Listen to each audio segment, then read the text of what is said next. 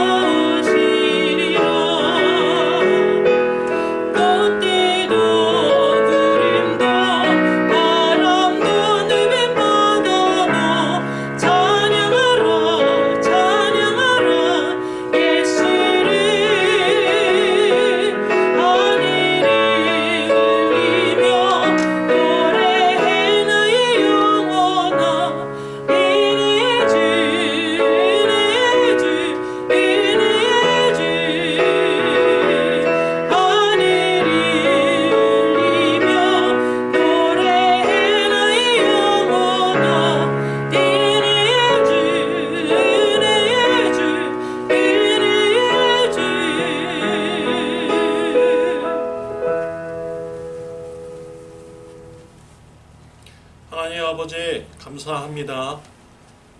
주님 앞에 나와 우리 찬양하며 기도하고 또 말씀을 통하여 예배드릴 수 있게 해주시니 감사합니다. 말씀을 우리가 들을 때 성령님께서 충만하게 역사해 주옵시고 하나님의 말씀을 깨닫는 은혜와 또 말씀대로 순종하는 귀한 역사를 은혜 베풀어 주옵소서. 예수님의 이름으로 기도드렸습니다. 아멘. 네, 이 시간은 신명기 25장의 말씀을 우리 교도하도록 하겠습니다.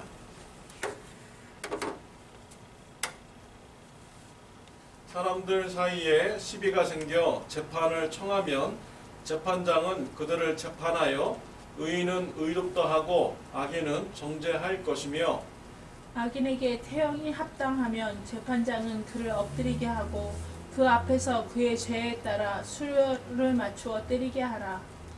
40까지는 때리려니와 그것을 넘기지 못할지니 만일 그것을 넘겨 매를 지나치게 때리면 네가 내 형제를 경히 여기는 것이 될까 하노라. 곡식 떠는 소에게 망을 씌우지 말지니라.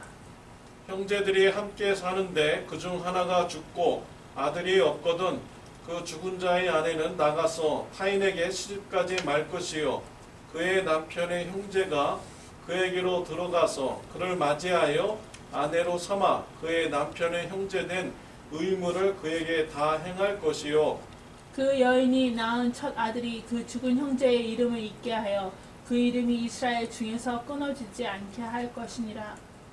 그러나 그 사람이 만일 그 형제의 아내를 맞이하기를 즐겨하지 아니하면 그 형제의 아내는 그 성문으로 장로들에게로 나아가서 말하기를 내 남편의 형제가 그의 형제의 이름을 이스라엘 중에 있기를 싫어하여 남편의 형제된 의무를 내게 행하지 아니하나이다 할 것이요 그 성읍 장로들은 그를 불러다가 말할 것이며 그가 이미 정한 뜻대로 말하기를 내가 그 여자를 맞이하기를 즐겨하지 아니하노라 하면 그의 형제의 아내가 장로들 앞에서 그에게 나아가서 그의 발에서 신을 벗기고 그의 얼굴에 침을 뱉으며 이르기를 그의 형제의 집을 세우기를 즐겨 아니하는 자에게는 이같이 할 것이라 하고 이스라엘 중에서 그의 이름을 신 벗김 받은 자의 집이라 부를 것이니라.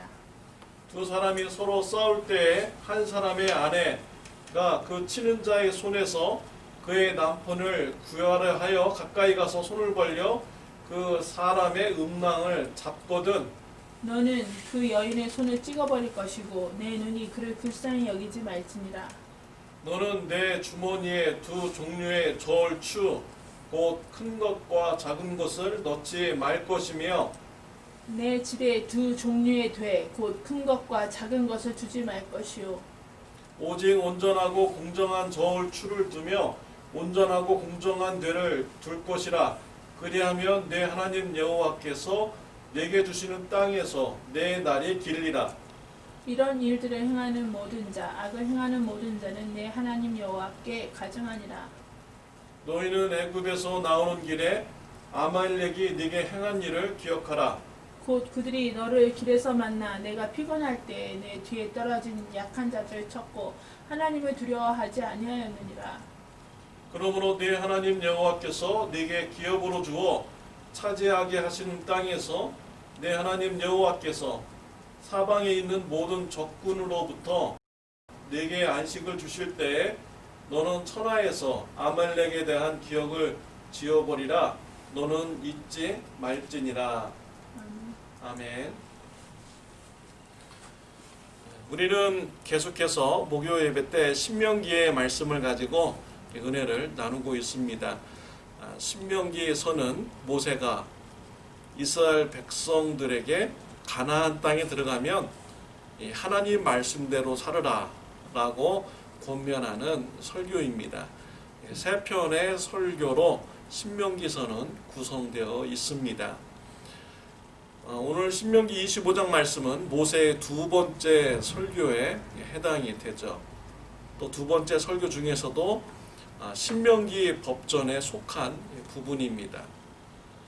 오늘 본문은 일상생활에서의 율법, 또 재판장에게 주는 이런 율법을 말씀하여 주고 있습니다. 여러 가지 율법에 대해서 말씀을 주시고 있습니다. 오늘 신명기 25장 말씀은 지난 큐티 시간에 말씀을 이렇게 나누었습니다. 그때는 신명기 25장에서 태영에 관한 그 율법, 그리고 아멜렉 족속에 대한 이런 말씀을 두 가지에 대해서 말씀을 나누었죠. 태영에 관한 이런 율법은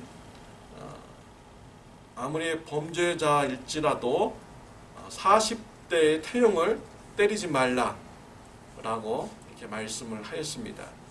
아무리 범죄자일지라도요, 그 범죄자의 인권을 존중하라라는 하나님의 이런 깊은 뜻이 담겨져 있는 것이지요. 또 죄를 지은 자라고 할지라도 그 사람을 함부로 대해서는 안 된다라는 이런 하나님의 뜻이 담겨져 있습니다.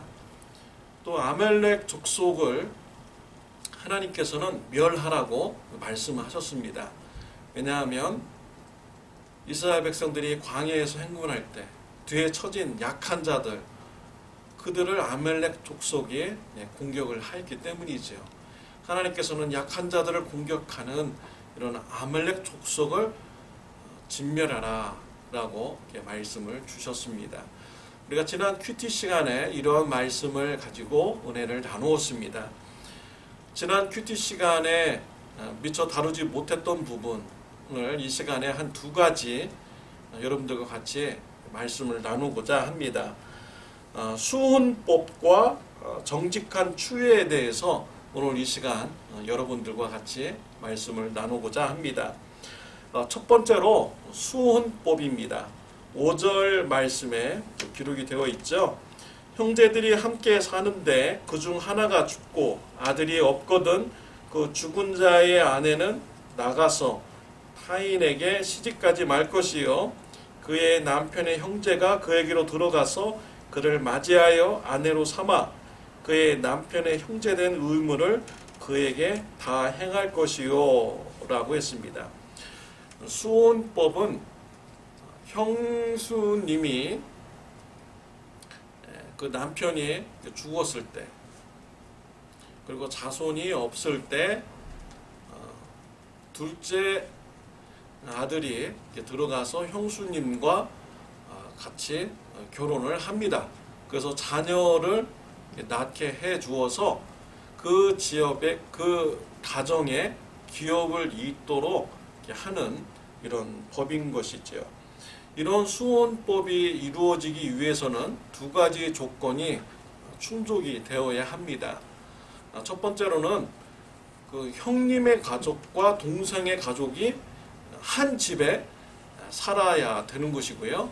또 경제 공동체가 이렇게 이루어져야 합니다. 그리고 두 번째로는요, 아들이 없어야 돼요. 형님의 기업을 이을 자가 없을 때 이 둘째 아들이 형수님으로 하여금 아들을 낳게 하여서 그 가정의 기업을 이어지도록 이렇게 하는 이런 법인 것입니다. 근데 그 70인역에 이렇게 보면요, 오늘 본문의 그 아들을 자손으로 번역을 해 놓았습니다. 왜냐하면 모세 시대 때 슬로보앗의 딸들이 재산을 상속받을 수 있도록 이렇게 율법에 이렇게 제정을 해 놓았습니다. 그래서 그 집에 기업을 받을 아들이나 딸들이 없을 경우에 수혼법이 적용이 되는 것이죠. 그래서 70인역에서는 자손으로 아들을 번역을 해 놓았습니다. 또 오늘 그 수혼법을 보면 레위기 18장 16절의 법과 모순된다고 이렇게 생각할 수도 있습니다. 그러나 그렇지는 않습니다. 레위기 18장 16절에 보면 너는 네 형제의 아내를 가까이하여 그의 하체를 범하지 말라. 그는 내 숙모니라 라고 이렇게 하였습니다. 그러니까 형제의 아내를 가까이 하지 말라, 범하지 말라라는 이런 율법이 있습니다. 그럼 이 수혼법과 뭔가 모순됩니까? 대치되는 것입니까? 아니지요. 레위기 18장 16절의 말씀은 그 형제가 살아있을 경우를 말하는 것입니다. 그리고 오늘 수혼법은 형제가 죽었을 때, 형님이 죽었을 때에 해당되는 이런 말씀이죠. 그래서 서로 모순된 율법이 아닌 것입니다. 형님이 돌아가시면 그 형수님의 삶이 참으로 막막해지게 됩니다. 그 당시에는 여자가 나가서 사회에 나가서 돈을 벌 수 있는 이런 시대가 아니었죠. 그래서 중동 지방에서는 생활보호법으로 동생이 형수님의 가정을 이렇게 돌보는 이런 수혼법이 이렇게 많이 관습으로 이렇게 이루어지고 있었습니다. 이 수혼법의 가장 중요한 목적은 뭐냐면 그 형님의 가정의 그런 기업이 다른 사람들의 손에 넘어가지 않도록 하는데 가장 중요한 이런 목적이 있는 것입니다. 그래서 동생이 형수님으로 하여금 그 기업을 이을 자를 낳게 하여서 그 자손이 형님의 기업을 계속 그 가정에서 이어받을 수 있도록 이렇게 해 주는 것입니다. 그러나 이 수혼법을 거부하는 자들이 있을 수 있습니다. 이 거부하는 경우는요, 아주 불순한 그런 의도를 가진 자들이 이제 거부를 하기도 합니다. 그래서 형수님이 기업을 이을 자가 없으면은 그 재산이 그 동생에게로 귀속될 수도 있습니다. 그래서 그 동생이 재산을 바라보고 자신의 것으로 삼고자 욕심을 가지고 수혼법을 거절하는 이런 경우가 있습니다. 그리고 또 두 번째로는 재산이 없는 경우입니다. 그래서 형수님의 가정이 너무나 가난해서 그 재산이 뭐 별로 없을 때, 별로 가치를 느끼지 않을 때 동생이 또 이 수혼법을 거절하는 이런 경우도 이렇게 있습니다. 또 자신의 재산에 해가 끼치게 될 때 또 수혼법을 거절하게 이렇게 되죠. 수혼법을 거절하게 되면은 이 형수님이 기업 물을 자를 데리고 가서 장로들 앞에 세웁니다.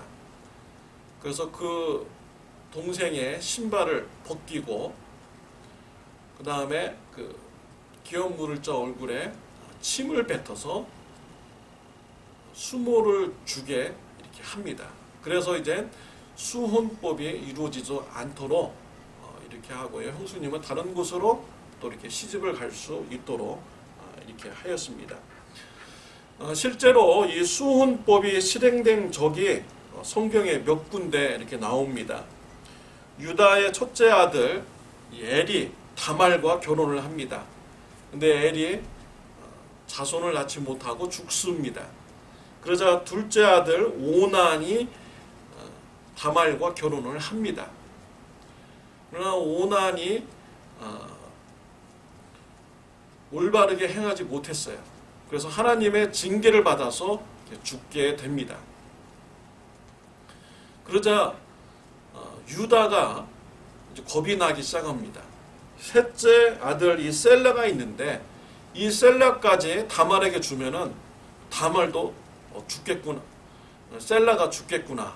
그래가지고 이 셀라를 다말에게 주지 않습니다.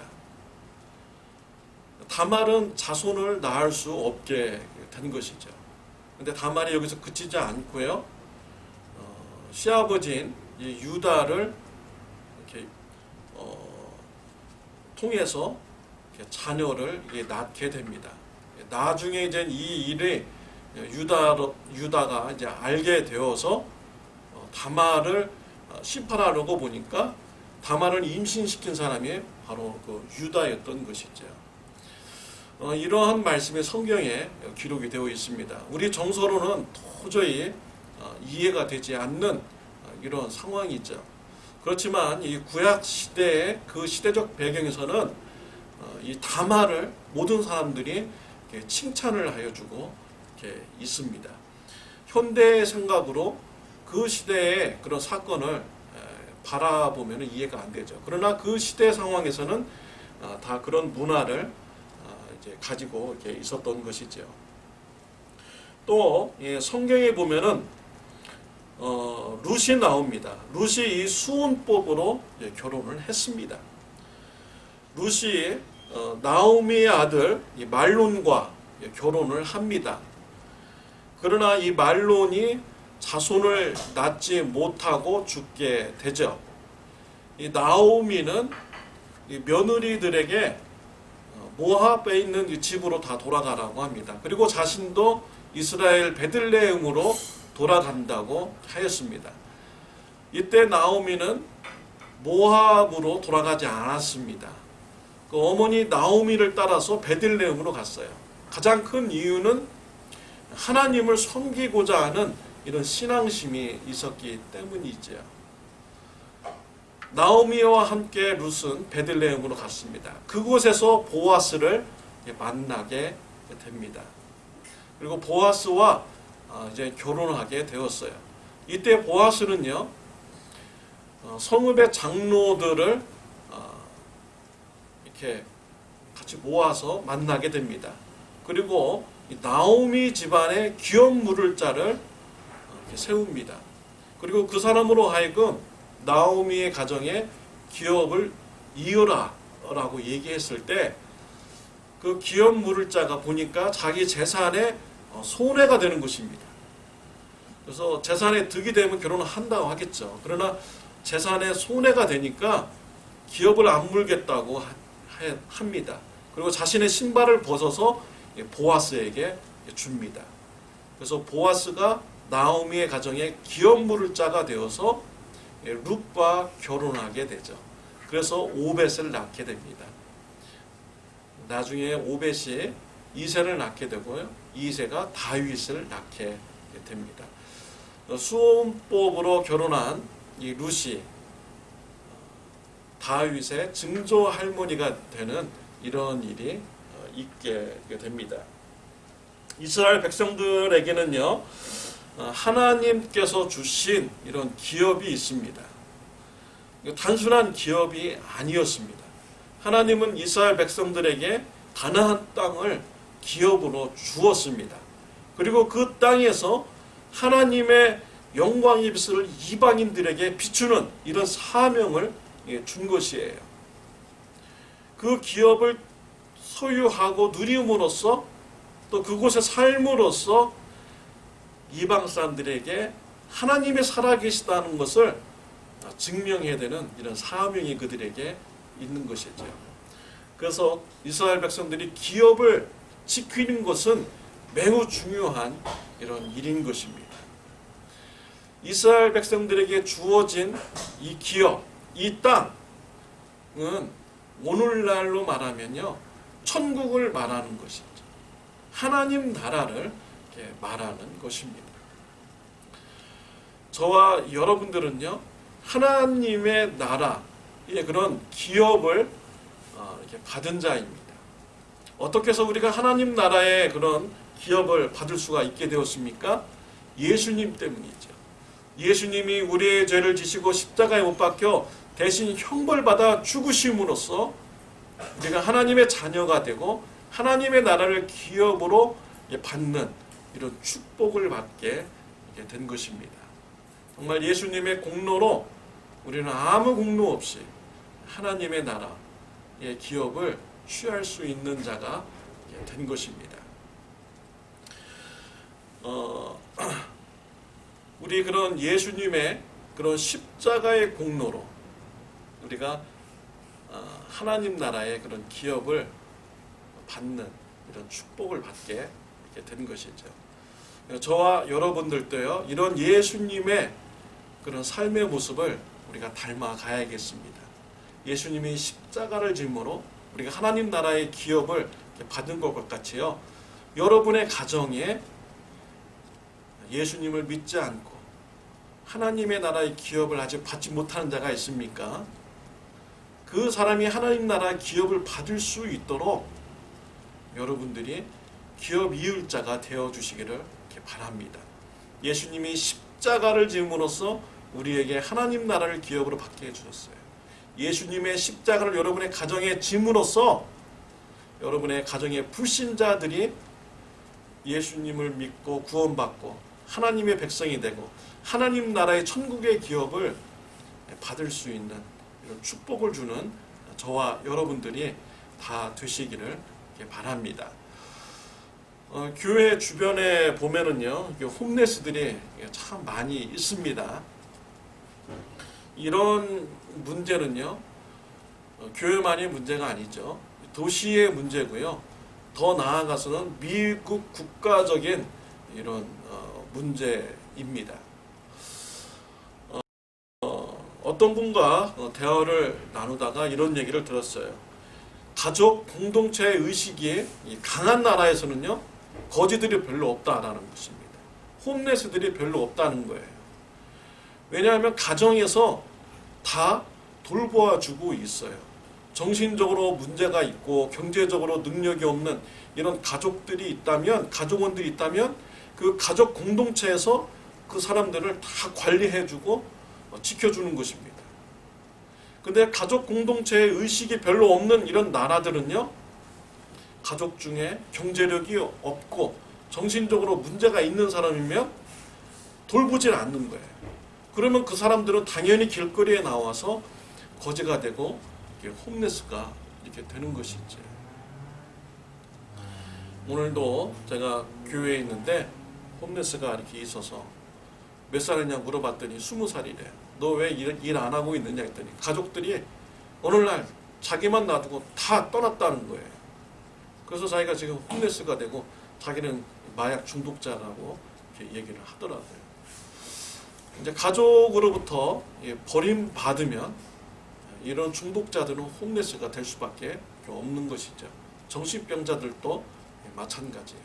가족들이 돌보지 않는데 누가 이렇게 돌보아 주겠습니까?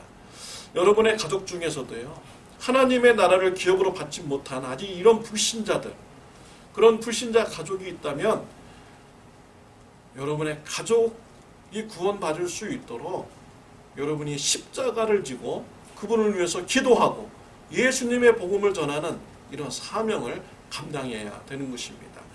가족들이 사랑하지 않고 복음을 전하지 않는데 누가 그 사람을 불쌍히 여겨 주겠습니까? 가족들이야말로 그 사람을 가장 사랑하고 가장 구원받기를 원하는 사람들이 아닙니까?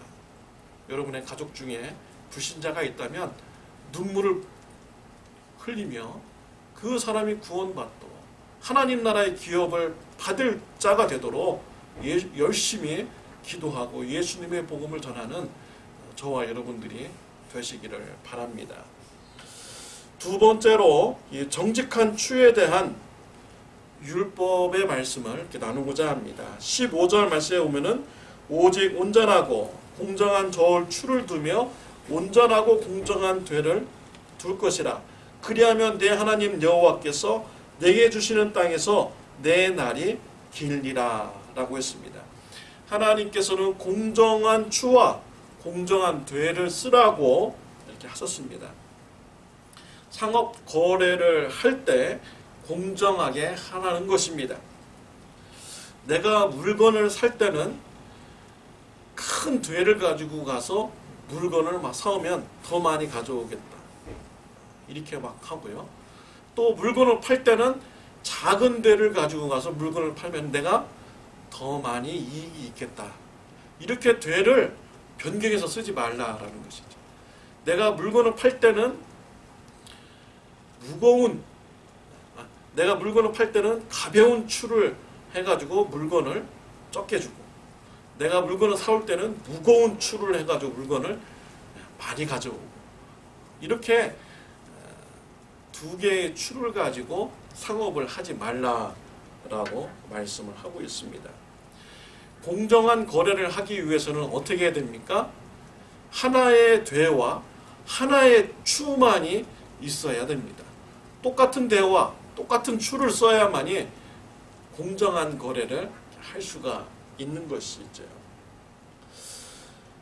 하나님께서는요, 남을 속이면서 상업적 거래를 하는 사람들을 하나님께서는 기뻐하시지 않습니다.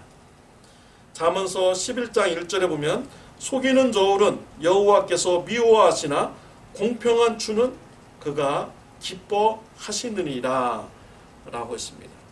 또 잠언서 20장 10절에 보면 한결같지 않는 저울추와 한결같지 않은 되는 다 여호와께서 미워하시느니라 라고 했어요. 상업적 거래를 속이면서 하는 이런 거래, 하나님께서 기뻐하시지 않는다라고 말씀을 하신 것입니다. 또 호세아서 12장 7절에 보면 그는 상인이라 손에 거짓 저울을 가지고 속이기를 좋아하는도다. 14절에 보면 에브라함이 경노하게 함이 극심하였으니 그의 주께서 그의 피로 그의 위에 머물러 있게 하시며 그의 수치를 그에게 돌리시리라.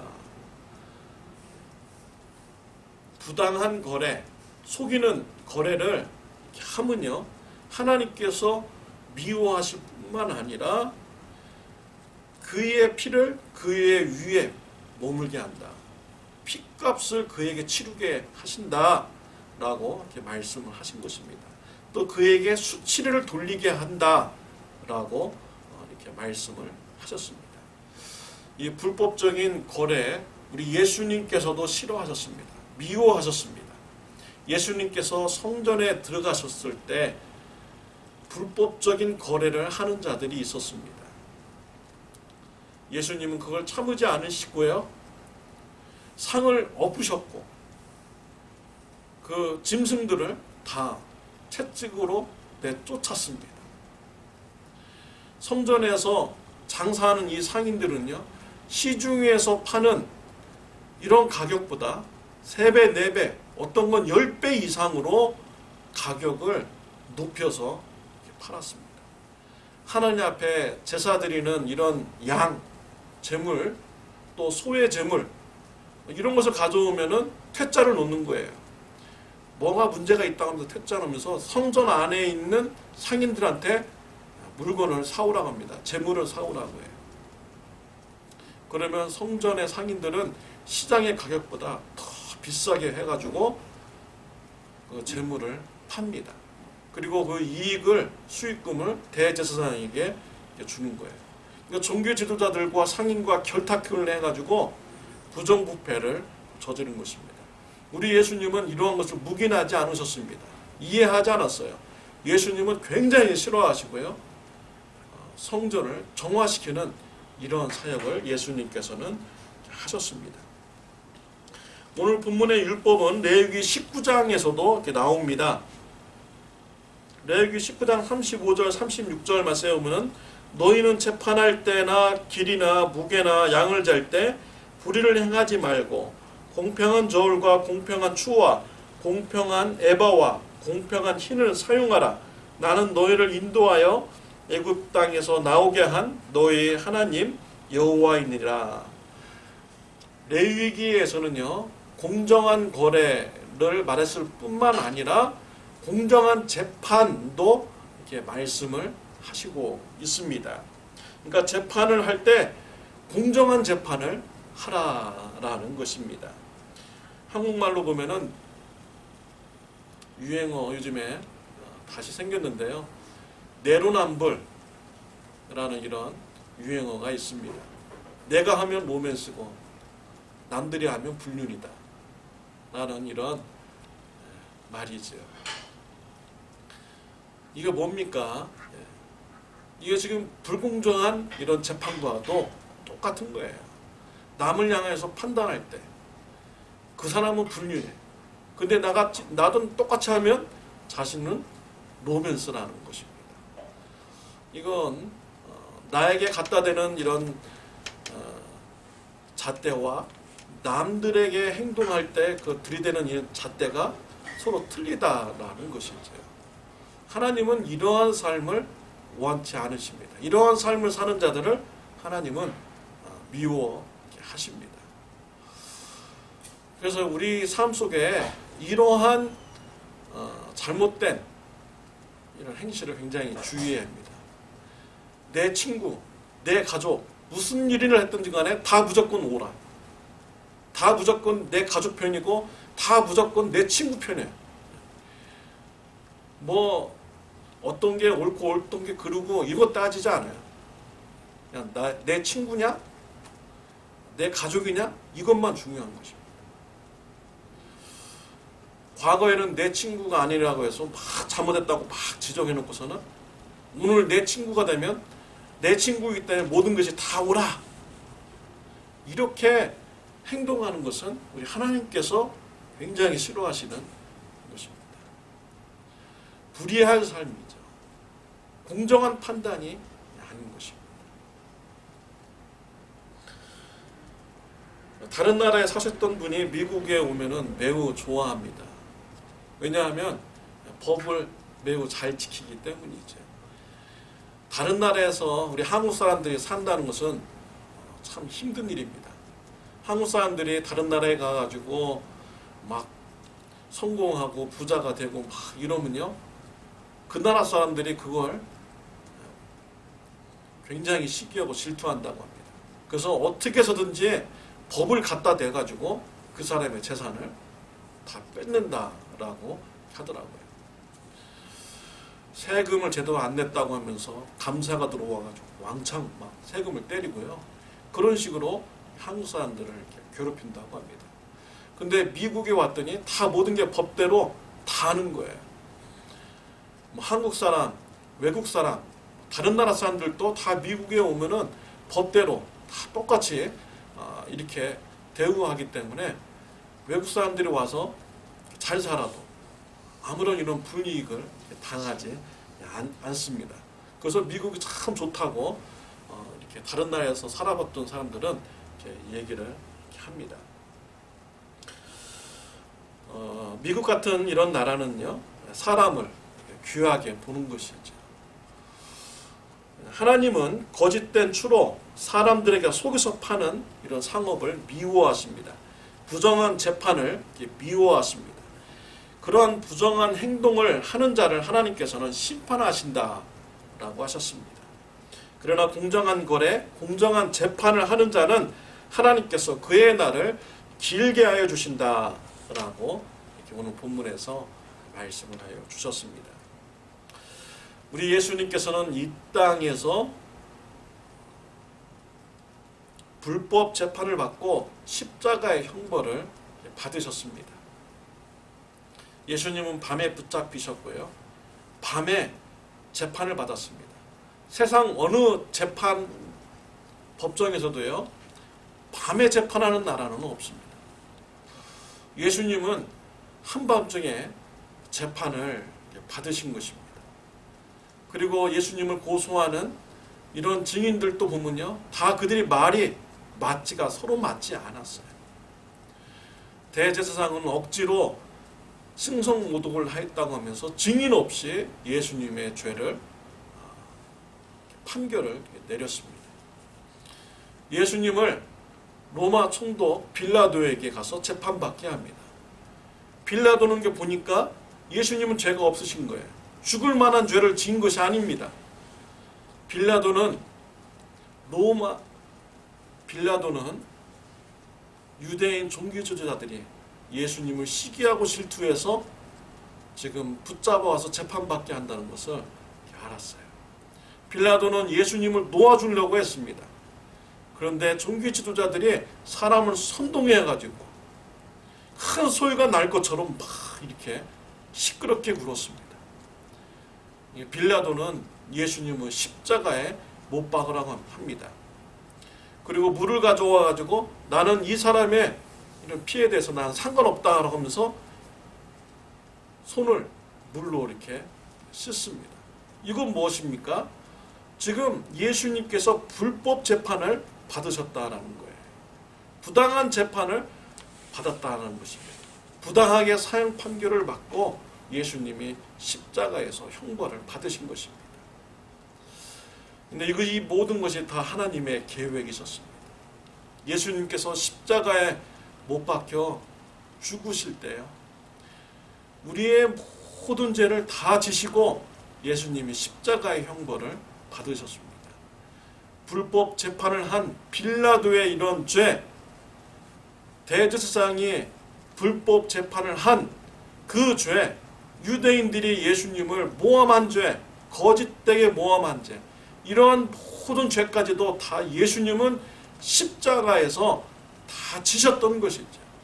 그래서 어떠한 죄를 진 사람이라도, 어느 누구라도 자신의 죄를 깨닫고 회개하고 예수님을 영접한다면은 그 모든 죄를 용서해 주시는 분이 바로 예수님인 것이죠.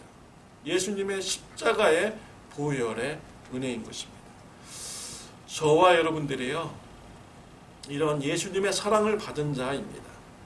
우리가 타인을 향하여서요, 우리가 부당하게 우리가 판단을 한 적이 우리가 있습니다. 또 부당하게 우리가 거래를 한 적도 분명히 있을 것입니다. 근데 이러한 죄를 지었음에도 불구하고 우리 예수님이요, 그의 피로 저와 여러분의 죄를 모두 다 씻어 주셨습니다. 우리의 믿음을 보시고요, 의롭다라고 칭하여 주시고 하늘나라의 기업을 받을 자로 축복을 해 주셨습니다. 얼마나 감사합니까? 이런 주님의 사랑에 감사함을 느끼면요, 우리가 은혜 받은 자로서 우리가 부당한 판결을 우리가 하지 말아야 됩니다. 다른 사람들을 향해서 모함하지 말아야 됩니다. 또 부당한 고래를 우리가 하지 말아야 되는 것이죠. 주님의 은혜에 감사해서 거룩한 삶, 정의로운 삶, 공의로운 삶을 살아가시는 저와 여러분들이 되시기를 바랍니다. 또 예수님의 십자가의 사랑으로 우리가 하나님 나라의 기업을 받는 이런 축복을 받았어요. 예수님의 십자가를 여러분의 가정에서 지시기를 바랍니다. 그래서 믿지 않는 이런 가족들이 구원함을 받고 하나님 나라 기업을 받는 축복을 누리게 하는 귀한 축복의 통로가 되시기를 바랍니다. 기도드리겠습니다. 하나님 아버지, 감사합니다. 우리가 천국의 기업을 받을 자격이 없음에도 불구하고 예수님의 십자가의 공로로 천국의 기업을 받게 해주시니 하나님 감사합니다. 하나님, 우리 가족 중에 예수님 믿지 않는 자를 위해서 기도하게 해주시고 복음을 끊임없이 전하는 삶이 되게 하여 주옵소서. 또 우리가 주님의 사랑을 받은 자로서 이 땅에서 공의로운 삶, 정의로운 삶을 살아갈 수 있도록 하나님 은혜 베풀어 주옵소서. 예수님의 이름으로 기도드렸습니다. 아멘. 네, 계속해서 코비드-19 때문에 영상을 통하여 예배를 드리도록 하겠습니다. 코비드-19이 빨리 진정이 될 수 있도록 여러분 기도해 주시기를 바랍니다. 우리 주기도문으로 목요 예배를 마치겠습니다. 하늘에 계신 우리 아버지여, 이름이 거룩히 여김을 받으시오며 나라에 임하옵시며 뜻이 하늘에서 이루어진 것 같이 땅에서도 이루어지이다. 오늘날 우리에게 일용할 양식을 주옵시고 우리가 우리에게 죄 지은 자를 사하여 준 것 같이 우리의 죄를 사하여 주옵시고 우리를 시험에 들게 하지 마옵시며 다만 악에서 구하옵소서. 대개 나라와 권세와 영광이 아버지께 영원히 쌓옵나이다. 아멘. 감사합니다. 목요 예배를 마쳤습니다.